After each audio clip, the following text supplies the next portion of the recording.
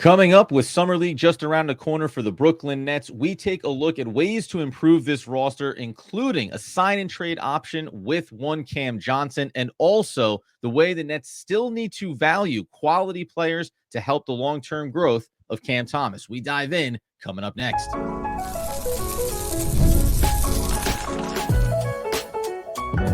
You are Locked On Nets, your daily Brooklyn Nets podcast. Part of the Locked On Podcast Network, your team every day.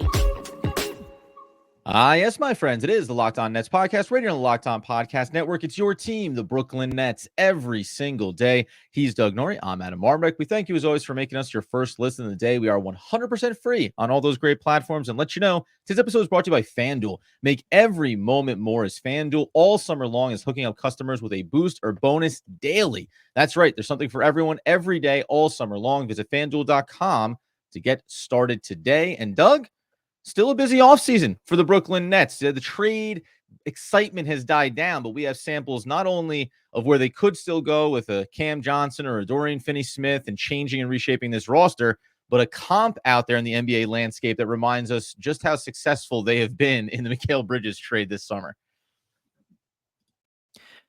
Yeah, it's funny. Like, in some ways, it feels like the big move for the Nets has been done, right? The Mikal Bridges piece is in the books, and we've discussed that, and I'm sure we're going to discuss that probably for years to come, honestly. But so then that happens, and it's such a ground shifting moment for the organization. And now, a week later, week plus later, you're thinking, well, what next? What's the next move? Like, why haven't they done this thing? You just get the gears of the NBA landscape continue to turn, whether the Nets probably want to or not. But I think it's clear they still want to. I think it's clear that there are guys that are on the roster right now who are not going to, at worst, finish the season with them. Yeah. But I guess what we'll talk about here, what we will talk about here is, what options for them still are on the table, because some options were kind of removed for them over this weekend. There's a few spots where it seemed like Cam Johnson, seemed like Dorian Finney-Smith could be landing spots. Not to say they've completely dried up, but some of those teams made moves that would seem that they kind of just went a different direction from adding those guys. So not like the landscape is totally barren for them. I think there's moves to still be made, but for sure, like, the list of potential suitors has ground down a bit here, which, if you're a Nets fan, you're still in full reset mode, which you should be. You might say to yourself, hey, what are we doing here? We want to make sure that Marks doesn't just kind of completely let go of the rope here when it comes to getting value for the guys that still have it on the roster. And it's one of those things where teams now that had draft assets, and that's what, when you're in a rebuild, you're most interested in getting back in return for any of these trades. We want more draft capital, more opportunities down the road. So when those teams, which it's easier for them to look at their roster and say, okay, we're in kind of a win now mode. Let's give up a pick here, a pick there, and we'll go ahead and bring in another key player. As those teams dry up, I think it becomes logical. You start to turn to teams that say, and we'll get to this at some point down the road, what Chicago ended up doing with DeMar DeRozan, sign and trade scenarios that get put into place, or agreements for when they end up in their final destination. Likewise, if you look at a Cam Johnson specifically, and around the NBA landscape, and say, where can we make an improvement to this roster that doesn't hurt our long-term agenda of rebuilding, that maybe brings us in a player that's young and has been somewhat cast aside in their first iteration of their NBA career? How do we get there and maybe lose some of the draft capital value that we initially want, right? Because I think there's a difference here between what could happen if you wait until the trade deadline. You may still get picks from someone, from a team, but if we look at a team like Cleveland and a player like Isaac Okoro, who is right now a restricted free agent, but can come back in on the sign and trade to facilitate a move like this, is he a player that you would, like we've done before in the past, take a flyer on? Say, hey, 23 years old, right age range, good skill set, and probably still valuable 2-3 years down the road. Yeah, we had discussed Okoro like leading into last year. This is a year and a half ago we brought him up. When we were kind of like, hey, Nets need to be diving into sort of like post-hype. Maybe it hasn't really worked out. He's still kind of young. Probably not going to get there all the way, but worth the effort because of where the Nets just stood in terms of their overall roster and just being decidedly not young at the time. I stand by a lot of what we said at the time with that, and probably even applies more now, like with a guy like Okoro.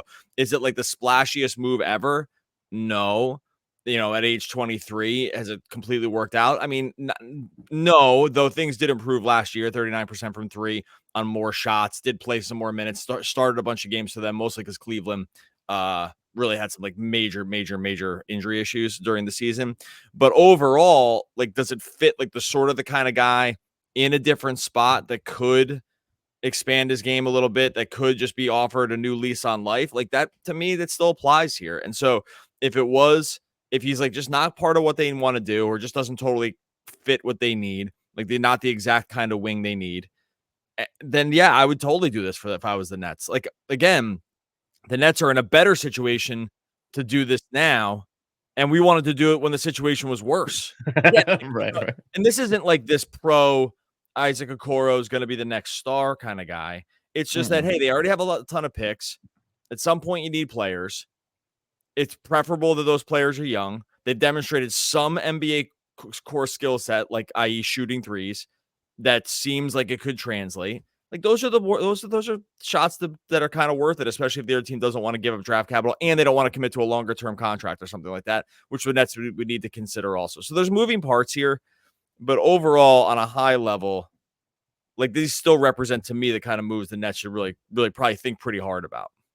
And he's also a player. I want to talk about contract projections and what that would look like for the Brooklyn Nets short, long term. But when you go over and, we talk about skill sets that you want to have on any team, no matter what, if you're shooting 39% on 3 attempts per game from beyond the arc this past season, that should be exciting. Not even so much for the Brooklyn Nets, though. Great. Knock down some threes while you're here.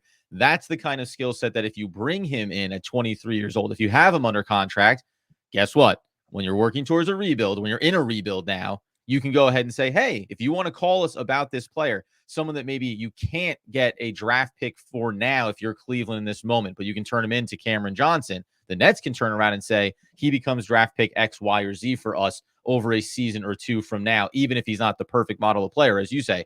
No, this guy is not going to be the next star that you got lucky as he fizzled out in Cleveland, but he can be valuable to another team. And three-point shooting, perimeter shooting obviously matters in that landscape. Coming up here in a second, though, want to talk about what the projected contract could look like for him, why that helps facilitate a potential trade like this. Get to that. I'll tell you about our friends over on FanDuel. Look, it's the middle of the summer right now. It can start to feel like sports are probably slowing down a little bit. It's not slowing down at all over on FanDuel. We love the sports. FanDuel loves the sports. They're going to have you get in on the action, even with the NBA playoffs over, even before the Olympics start. Got MLB going all summer long. Maybe you want to head over to FanDuel right now. You got a little Mets Pirates happening here in the afternoon. You got Christian Scott at Mitch Keller. I'm going to go under 8.5 runs. Going to get some, feel like we're going to get some Ks going on in that game between the Mets and the Pirates. Look, it's all there for you over on FanDuel. You can do same game parlays. You can pile it all together. If you want, FanDuel's got you covered all summer long. They're also hooking up all customers with a booster bonus daily. Something for everyone every single day all summer long. Head on over to FanDuel.com. Start making the most out of your summer. FanDuel, official sports betting partner of Major League Baseball. All right, as we continue today's Locked On Nets episode, talking about, of course, the offseason. As Doug mentioned at the top, it feels like, hey, it's all over. The offseason's done. Everybody move on. Time for the regular season. We know we also have summer camp coming up. Sorry, summer league coming up. This isn't just going off for the weekend, Doug, and maybe having some fun and making s'mores at night. They're also going to play basketball. That's what summer league is for. Nets will obviously be down in Vegas. But from the Isaac Okoro standpoint, there's two things that are interesting here. The Athletic had put this out going back a little bit earlier into the offseason, just talking about projected contracts for players where they're potentially going to land. When it came to Okoro, they put him in at a board value of $22.7 million and something in the range of a 3-year up potentially towards $80 million. Just point stop on that. Do you think there's any risk in signing Okoro to a contract that's going to be 25-ish million AAV now and then turning around at any point, maybe 2 years from now and saying, boy, we really wish we had that money. Summer of 26, having 25 million tied up into this particular player is prohibitive for what we want to do if you're Brooklyn. Yeah, I mean, that one feels like that. Those feel like not the business they probably want to be in, right? And right. Just because that number feels pretty big, you want. I mean, look, when it comes to percentage of the cap, going forward. You don't probably want to be tied in. The Nets, you don't want to be tied into something unless it's a sure thing at this point, I would say, right? I think that they're going to be in take on bad money mode. And we'll talk about a little bit more of this with Yossi Goslin, who I'm pretty sure we're going to have on for tomorrow's episode. And this is something we can bring up around, like, what are optimal ways that they need to sort of structure their cap going forward. My gut take on that is like that number's way too high. And especially if it comes on years out, that they just take bad money, don't make bad money, right? Like you're making bad money on the contract, a new contract, right? Right, exactly. So if it's like, if it's like Caleb Martin money, like what he signed in Philly, right, which is like under 10, like those numbers per year, I think that you're like, okay, that's just feels risk free. Then at that point, the Cavs might see that the same way. And like that, at that point, you just don't need to take on more. And it's like, hey, if we can keep it cheap, it's a little hard to know exactly sort of where those numbers are going to go for a guy like him in restricted free agency. But overall, I probably would say like bigger numbers years out is not the business that they want to be in, even if it was suggested that like that was sort of around where their cap hit could be. Yeah. I think what we're seeing play out here in this offseason is, even like teams taking on bad money, like no one wants to do it. Right. And so I actually don't even know where, like, I think we kind of thought that was where the Nets would be next year. I'm actually not even positive that that's where they might be.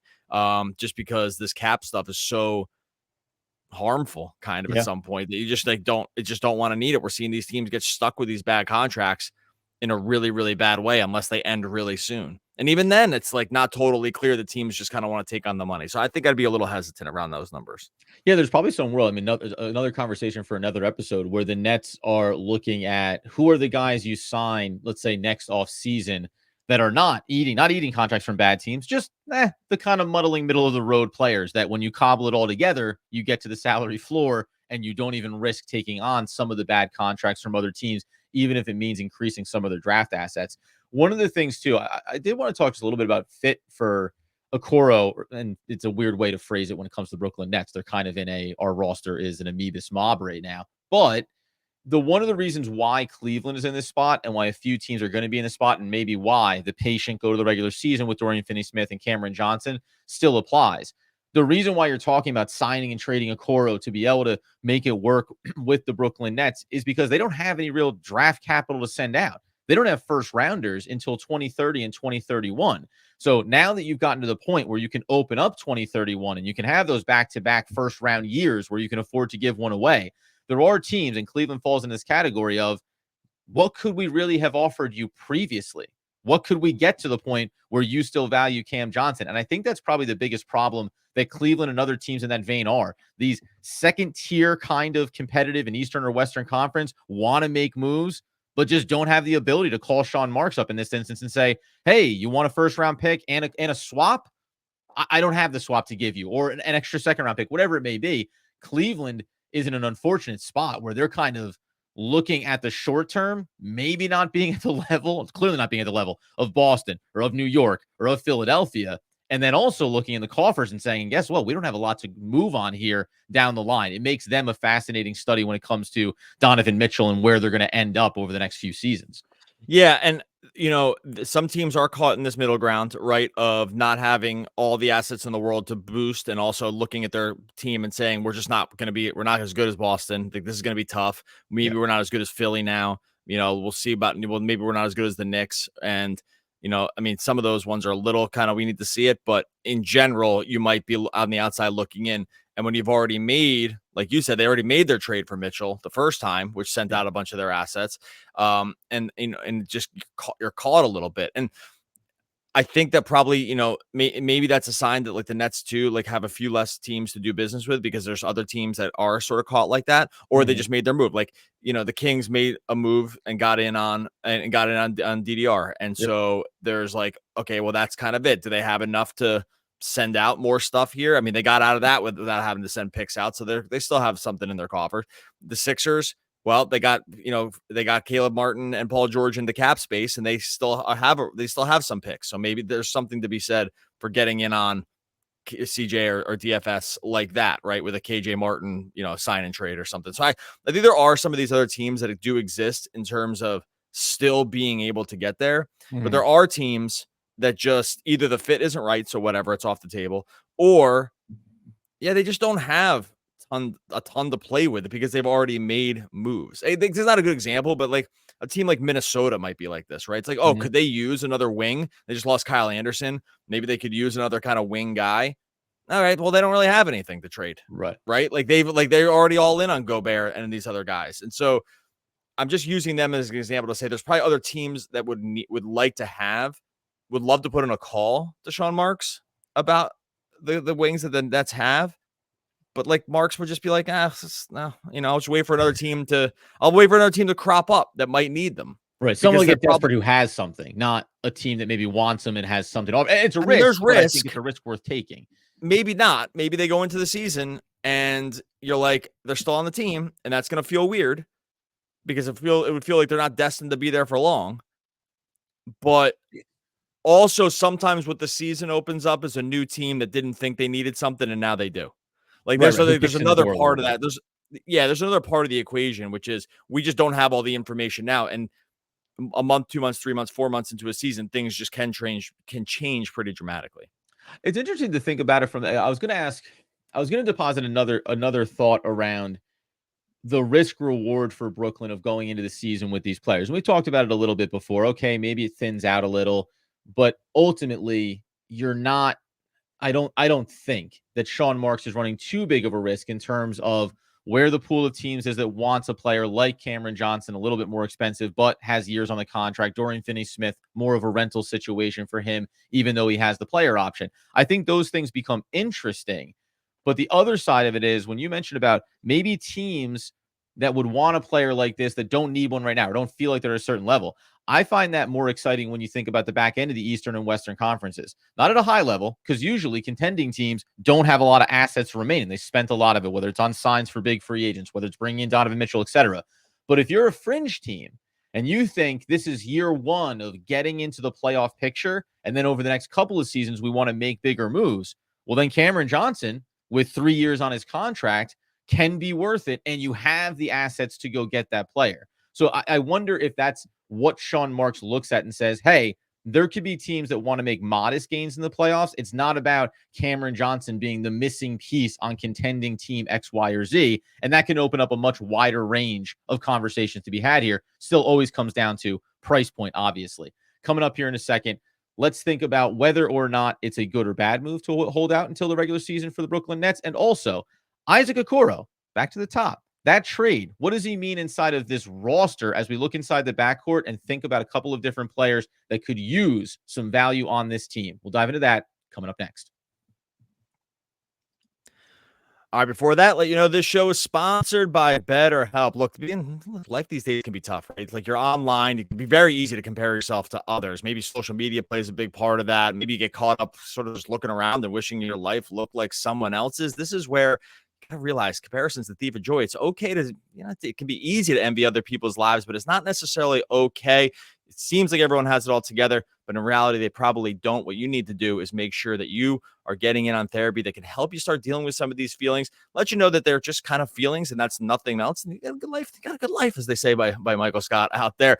Therapy can really, really help with this. This is where BetterHelp can step in. Look, they're going to match you with a licensed therapist. They're going to make sure it's someone that works with you and for you. This is all about you. It's all about your schedule as well. So they're going to work around all the needs that you have. And believe me, you can definitely benefit from therapy. Got to share those experiences with someone who's just kind of there to listen to you and work with you. If you're thinking of starting therapy, give BetterHelp a try. It's entirely online, convenient, flexible. It's totally suited to your schedule. You just get a brief questionnaire. You're going to get matched with someone who works perfectly with you. Visit BetterHelp.com/LockedOnNBA. You're going to get 10% off of your first month. Once again, that's BetterHelp.com/LockedOnNBA. Get 10% off that first month. BetterHelp, HELP.com/LockedOnNBA. All right, as we close out today's Locked On Nets episode, thinking about ways to not only move Cameron Johnson, get a little bit of value back, but also potentially improve this team and bring in a young asset that could be worth it, whether on this roster or in trades later on. The reason why I like the sign and trade Okoro for Cam Johnson scenario is something that we talked about before this offseason. When you look inside the depth chart for the Brooklyn Nets, let's assume that Cameron Johnson at some point is going to be moved out of here. We know that Bogdanovich was brought back in, and he'll be wearing his old number 44. We're all elated to hear that he gets to suit up in the original number once again. But all of a sudden, when you think about this team, Take out Cameron Johnson. Just checking the old depth chart here. Okay, Jalen Wilson, you may be the starter. There's just this world where bringing in a player with a level of NBA starting experience really would matter when you think about value for young players like a Noah Clowney, like a Cam Thomas, like a Dariq Whitehead, if we dream a little dream on him. I do think that it's important here. And even though Bogdanovich could be that guy, I think we assume that he's long to not be here more than he is to stay all season, although who knows if anybody's going to want him at any point. I just think it matters to not walk into the season and say, Jalen Wilson, welcome to the world of pressure, or any young player X, Y, or Z. A guy like Okoro, whatever he is not, he is an NBA caliber player who has started a lot of games in his young career, and you could plug him in immediately and say, you're the starter for now, and we'll see what happens over this season. We'll see what happens when we get to the deadline. Well, and remember too, like we talked about this also. At some point, you just need players. Like get through this year. I mean, this year they have guys, but next year, what's actually on the books is really not much at all. And especially if they go about trading Cameron Johnson or Dorian Finney-Smith, it's going to be like guys on their contract will be like Claxton, the young guys, the rookies. They barely clear 70 million or something like that. I mean, that's off the top of my head here, but that number at the baseline going in, if Bogdanovich is gone as well, obviously that number exists now, but not then. And you clear away Johnson and Dorian Finney-Smith. There's no, they have to add money. They're going to have to add significant money when Ben Simmons' contract comes off. Exactly. Like they're going to have nobody, and they're going to have 4 draft picks, right? They're going to have 4 first rounders and the second rounders, but you can't just you really can't go into a season with just rookies on your roster. It just doesn't work. It's like, it can't just be rookies, a Cam Thomas extension, and Nick Claxton. I don't think, right? You just won't even meet the salary floor. Just getting some guys in on low money now probably isn't the worst thing in the world. Because again, take 1 year out, just go 1 year out and look at this roster. It's crazy how little is already there. And that's part of the plan. The plan is to reset everything, right? Mm-hmm. It's a ground up. It's basically just a ground up revival here on trying to just get all new players in here, reset the entire timeline. This is part of it. But again, you can't really run a summer league team as your full-time basketball team.